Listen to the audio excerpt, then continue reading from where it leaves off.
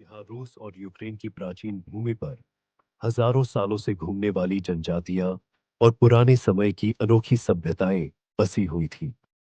उनके द्वारा छोड़ा गया एकमात्र निशान उनकी कब्रें थीं।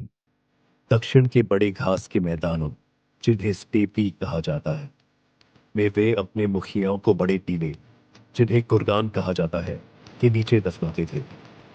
पुराने ग्रीक इतिहासकार हेरोडोट्स ने इन लोगों को स्किथियंस कहा। इन जमीनों पर वही योद्धा आए जिन्होंने रोमन साम्राज्य को गिराया था। इसके बाद यहाँ स्लाव लोग आकर बस गए। उनकी भाषा और परंपराएं कुछ हद तक समान थी, लेकिन वे कई अलग अलग जनजातियों में बटे हुए थे। स्कैंडिनेविया से आए वाइकिंग्स, जिन्हें पूर्व में फ्रांगियन कहा जाता था, रूस की लंबी नदियों में छापे मारने और व्यापार करने आते थे। कहानी के अनुसार पूर्वी स्लाव जनजातियों ने एक वरांगियन मुखिया, रूरिक, को अपना राजा बनने और जनजातियों को एक करने के लिए बुलाया। उन्होंने यह प्रस्ताव मान लिया और अपनी राजधानी नोवगोरोद में बनाई। और उनके परिवार के लोग, रूरकिड्स, 700 सालों तक रूस पर राज करेंगे। उनके लोग खुद को रूस कहने लगे और यही नाम इस भूमि को मिला।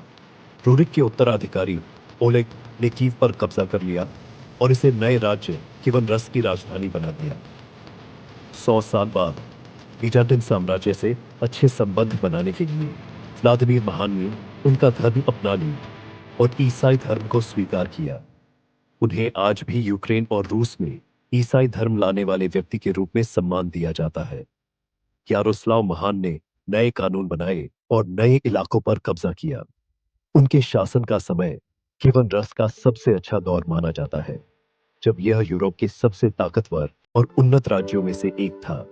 लेकिन यारोस्लाव की मौत के बाद उनके बेटों ने आपस में लड़ाई की, जिससे कीवन रस कई छोटे छोटे राज्यों में बंट गया। इसी दौरान एक नया खतरा पूर्व से आया। मंगोलों ने चंगेज खान के नेतृत्व में एशिया के बड़े हिस्से पर कब्जा कर लिया था।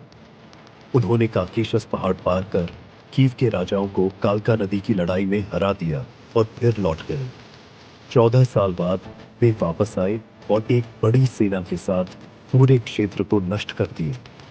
नोवगोरोद को इसलिए बचा लिया गया क्योंकि उसने मंगोलों की अधीनता स्वीकार कर ली थी।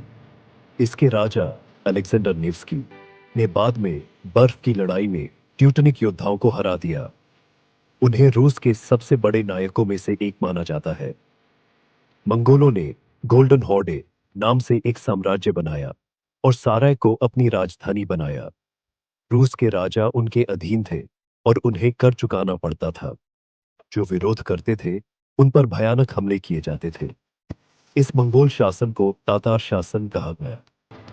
मॉस्को के राजा दिमित्री डोल्स्कॉय ने कुलिकोवो युद्ध में तातारों को हराया।